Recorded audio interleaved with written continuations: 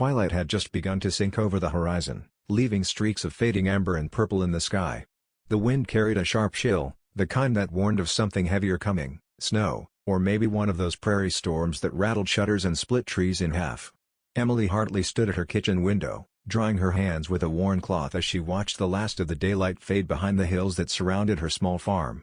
The silhouettes of the fence posts trailed off into the distance like weary soldiers, and the old barn stood stoic against the gloom. Her son, Noah, 8 years old and already tired from helping with chores, sat at the table drawing shapes in the dust with the tip of his finger. Their life wasn't easy, but it was quiet, predictable, and, most importantly, safe. Emily had built her peace with patience and caution after years of turbulence. That's when she heard it, the creak of the gate latch and the muffled crunch of boots against half-frozen soil. Her shoulders went tense. The farm was far from the road, and no one ever showed up this late unless they were lost, or looking for trouble.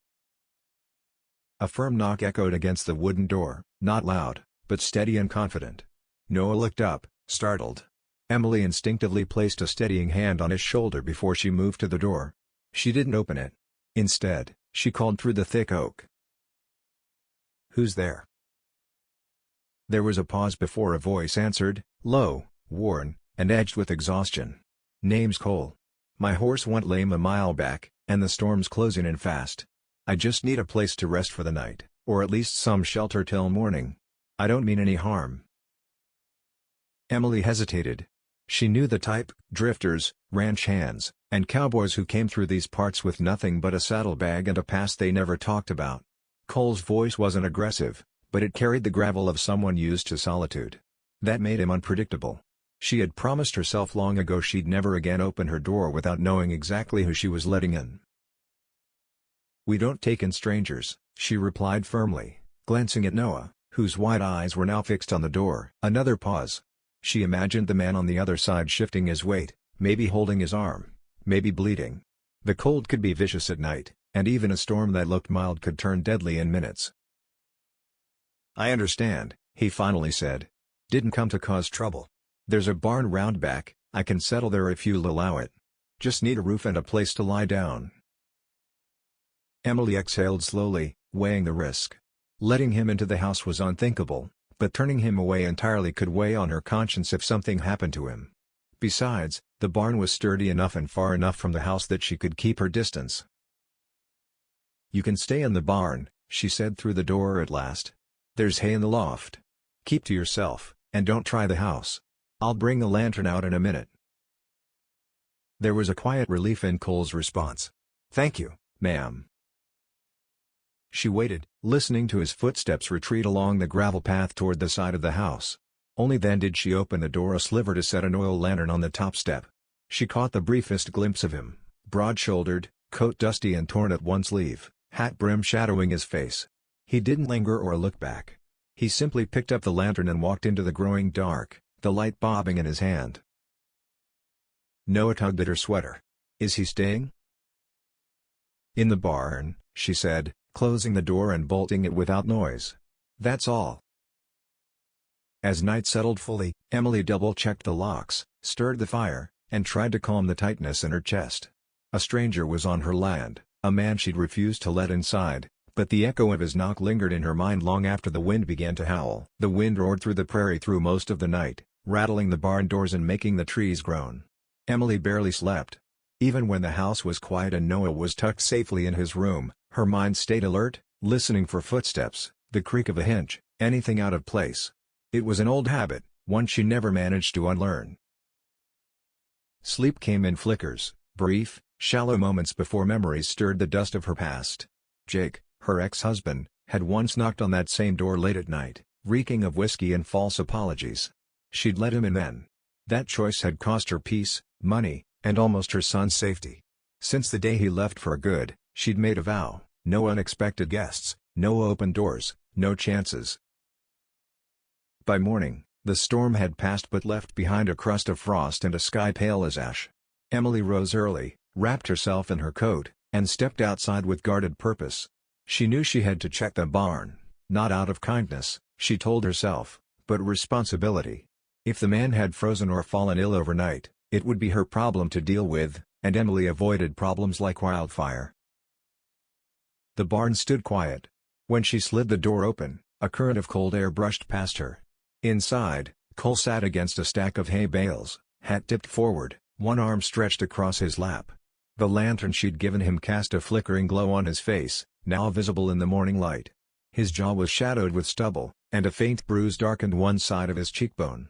His coat had been removed and folded neatly beside him, revealing a torn shirt sleeve and a makeshift bandage wrapped around his forearm. He opened his eyes when he heard her boots crunch on the hay. No sudden movements, no defensiveness, just a quiet awareness. "Morning," he said, voice still rough with sleep. Emily kept her distance near the doorway. "You're still here." He gave a small nod. "Didn't figure you'd want me wandering around your land before sunup." She studied him, expression unreadable. "Your arm. You hurt?" "Caught it on a barbed fence yesterday trying to get my horse under control. Just a scratch gone sour, I think." There was something about the way he spoke, low, unhurried, almost resigned. It wasn't the voice of a man making excuses. It was the voice of a man used to being doubted. Emily set down a small tin plate she'd brought, 2 biscuits and a strip of leftover ham. She didn't offer explanation. "Eat that, then you can see to your horse. After that, you'll move on." Cole regarded the food but didn't touch it immediately. Instead, he asked, "You always this trusting?" It wasn't mockery. It was quiet curiosity. "I didn't let you in my house," she replied evenly. "That's as trusting as I get." He gave a small half-smile, not of amusement, but acknowledgement. Then he finally picked up a biscuit. As he ate in silence, Emily stepped further inside, eyes always watching. The barn was still orderly, no signs of rummaging or carelessness. He'd even cleaned a corner of straw where he slept. That, strangely, unsettled her more than anything reckless would have. She found herself asking before she planned to speak, "Where were you headed?" "Nowhere in particular," he said between quiet bites. "Took seasonal work down south, then drifted north after. Been on my own a long time." The way he said it held no pride, no complaint, just fact. Emily crossed her arms to guard against both the cold and the unexpected tug of sympathy. She had built walls for a reason. Strangers carried past like weapons, even when they didn't mean to. Before she could reply, Noah's voice floated from the yard. "Mama? Is he still here?" Cole glanced at the doorway without moving his head. Emily's spine tensed as she turned and stepped outside, blocking the barn entrance with her body. "Stay back, Noah," she said firmly. The boy, bundled in his coat and hat, peeked around her side anyway. His curious gaze found the cowboy sitting in the hay-lit shadows. Cole didn't wave. He didn't speak. But something in his eyes, something tired and unguarded, softened the air between them. Emily closed the barn door halfway, cutting off the view. She wasn't going to let a hungry stare or a polite tone make her forget who she was now, a mother first, cautious always. Behind the barn door, Cole listened to the muted crunch of their footsteps and leaned his head back against the hay. He'd been turned away more times than he could count. But somehow, this time stung differently. Maybe because for the first time in months, someone had heard his knock, even if they hadn't let him in. The morning wore on with a pale sun rising weakly above the ridge. Frost still clung to the brittle grass, and Emily busied herself in the kitchen, preparing oatmeal while keeping an ear angled toward the yard. Noah, despite her earlier warning, kept glancing out the window every few minutes, his curiosity buzzing like a trapped fly.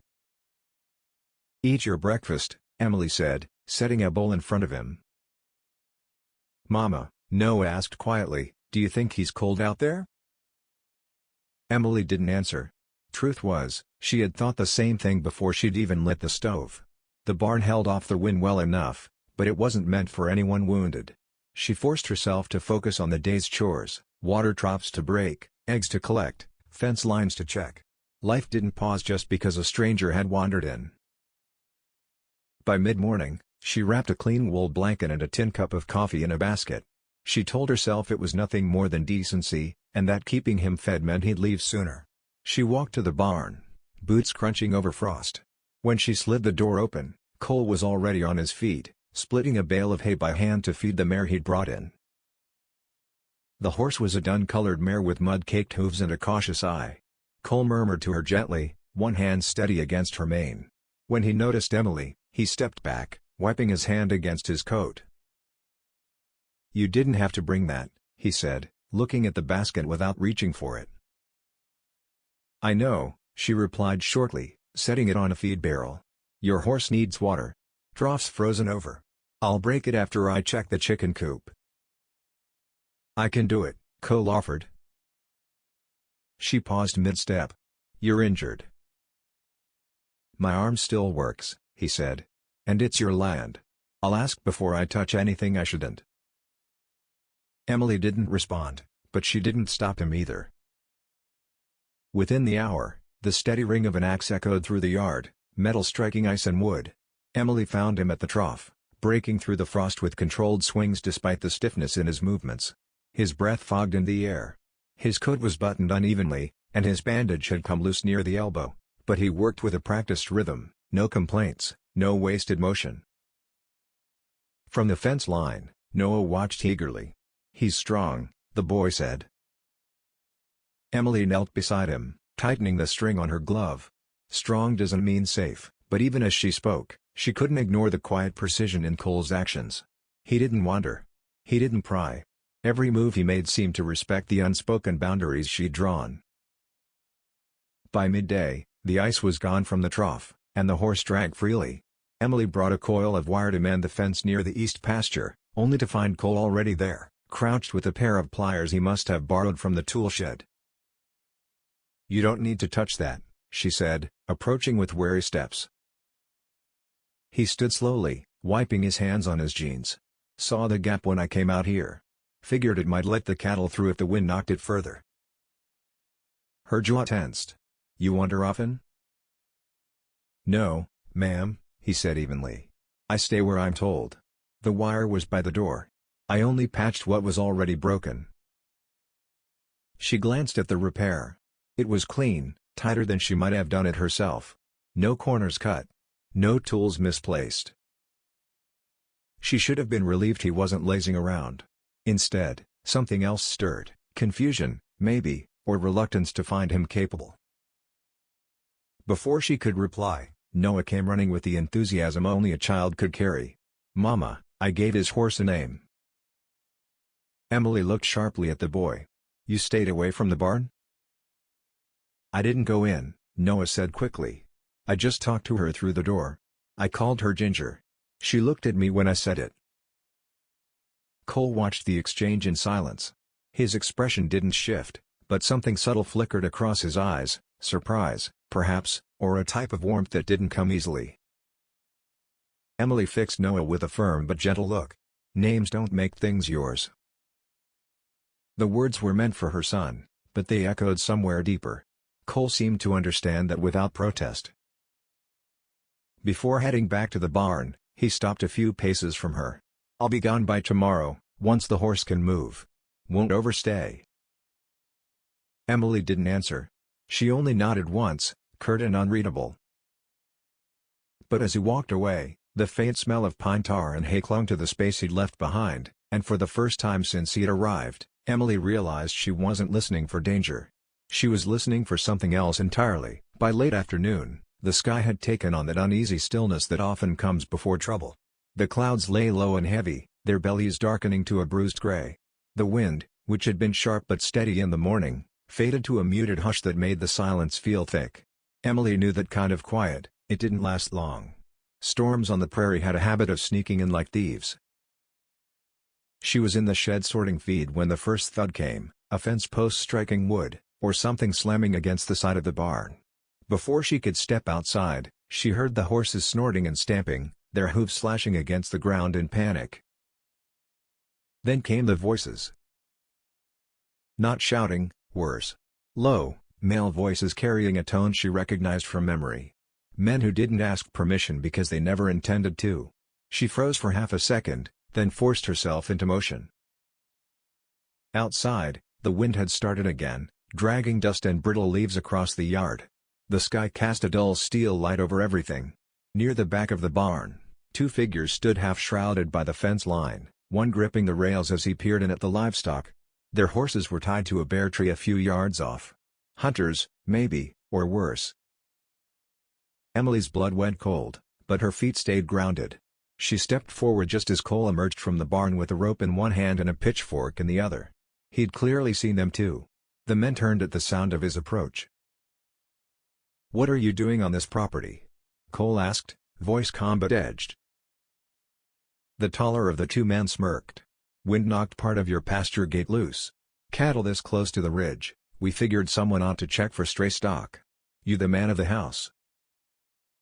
"No," Emily's voice cut across the yard, firm and even. "And you weren't invited here. The land's fenced for a reason. You'll leave now." The second man, a wiry one with a patchy beard, glanced her way. "Just being neighborly, ma'am. Roads near empty these days. Hard to tell who's minding their animals." Cole shifted, stepping just enough to put himself between Emily and the strangers. His hand didn't tighten around the pitchfork, but it didn't lower either. Emily's gaze didn't waver. "Gates fixed. Animals are fine. Move along." The men exchanged a look. The taller one's eyes flicked to Cole, then back to her. "Didn't mean offense," he muttered, though his tone betrayed the lie. "Heard a storm's rolling in. Some folks don't like riding it out alone." "We're not alone," Emily replied. Whether it was the certainty in her voice, the way Cole stood without blinking, or the gathering rumble of thunder crawling across the sky, the men finally took their leave. They mounted up without another comment and rode off, the sound of hooves muffled under the wind.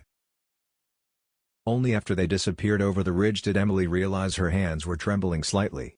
She turned to head back toward the shed, but Cole stopped her with a quiet question. "They bother you before?" She didn't answer that. "They're not from town. Could be poachers. Could be thieves. Could be worse." Cole nodded once. "Fence near the ridge has weak posts. I'll reinforce it before nightfall." "You'll do no such thing," she said sharply, more out of habit than conviction. But as the wind began to rise in strength, rattling the tin roof of the chicken coop and sending a warning shudder through the trees, something inside her hesitated. The storm was coming fast. And if those men returned under the cover of darkness, she wouldn't be able to guard the house, her son, and the livestock alone. Cole read her silence without pressing. "Let me fix what I can before the rain hits.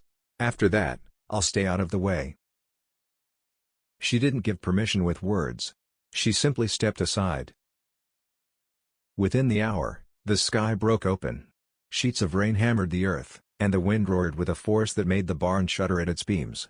Emily rushed to secure the shutters on the house while Noah gathered blankets.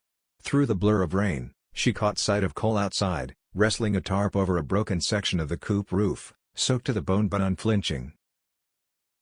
When the wind snapped a plank loose from the barn door, Emily's chest seized. She ran out with a lantern before she could think twice.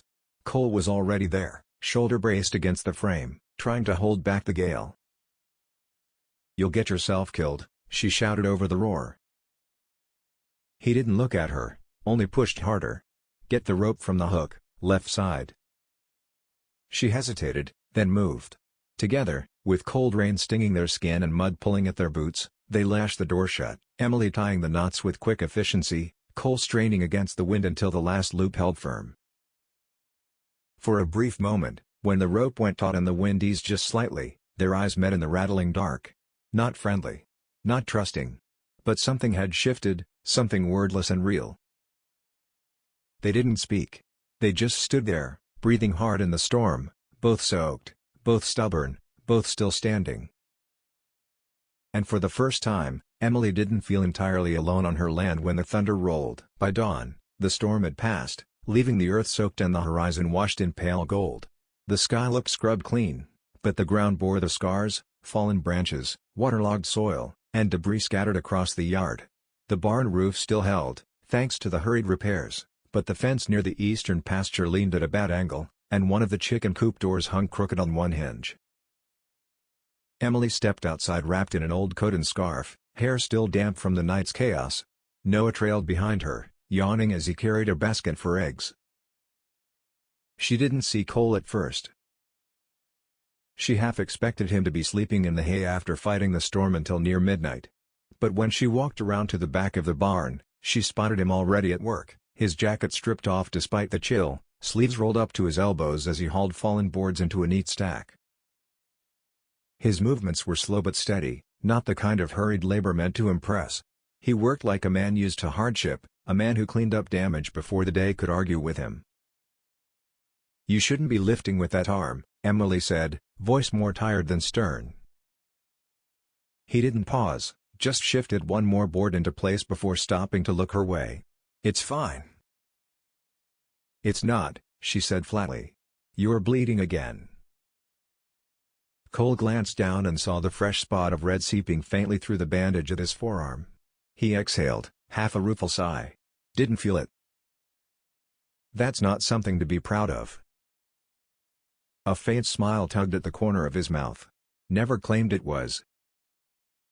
They stood in a silence that, for once, didn't bristle with mistrust. Noah, who'd been pretending not to stare, finally spoke. "Ginger's okay," he said, pointing toward the mare who was tied in a drier patch of the yard with fresh hay at her feet. "I checked." Cole nodded at him with quiet acknowledgement. "Appreciate that." Emily cleared her throat. "There's coffee in the house. And bread. You should eat before you go." The words came out more like instructions than courtesy, but she startled herself with them all the same. She hadn't meant to offer the house, only the food. The house was sanctuary, off-limits to strangers. But the invite had slipped through before she could stop it. Cole noticed the slip too. He didn't move toward the house. Instead, he wiped his hands on his jeans and said, "You've done more than most would. Soon as the ground firms a bit and the horse can move, I'll ride out." She crossed her arms, suddenly unsettled by the certainty of his leaving. "You could wait another day. Roads will be mud for miles." He didn't argue. He didn't agree either. He just watched her with an unreadable steadiness, as if weighing whether she was making an offer, or a statement she hoped he'd decline. A few minutes later, while Noah chased a hen out of the shed, Emily returned with a tin plate and a mug. She handed them to Cole without stepping too close. He accepted them with a quiet thank you. She was turning to leave when he spoke again. "I know you didn't want me here," he said, eyes down on the steam curling from the mug. "You made that clear. But I'm grateful you didn't turn me out last night. Wasn't just the rain that could have caused trouble." She didn't answer right away. The memory of those two men and their knowing smirks crawled back across her mind. "You helped protect what's mine," she said simply. "I won't forget that." A long pause settled between them. Then Cole set the empty plate aside and stood. "I'll finish fixing the fence before I go." "You don't have to," she said. "I know." He walked past her, heading toward the tools leaning by the barn. She didn't stop him. It was only later, after she'd gone inside to stoke the fire and shake the damp from her sleeves, that she realized something had changed without her permission. She had refused to let him in. She'd said it with her words, with her locks, with every guarded glance. But somewhere after the thunder and the rope and the silence that followed, she hadn't quite closed the door again. Not yet. Not entirely. And as Cole braced a fence post beneath the pale morning sun, Emily stood at her window, watching him with the uneasy awareness that she no longer wished him gone, not today. Maybe not tomorrow either.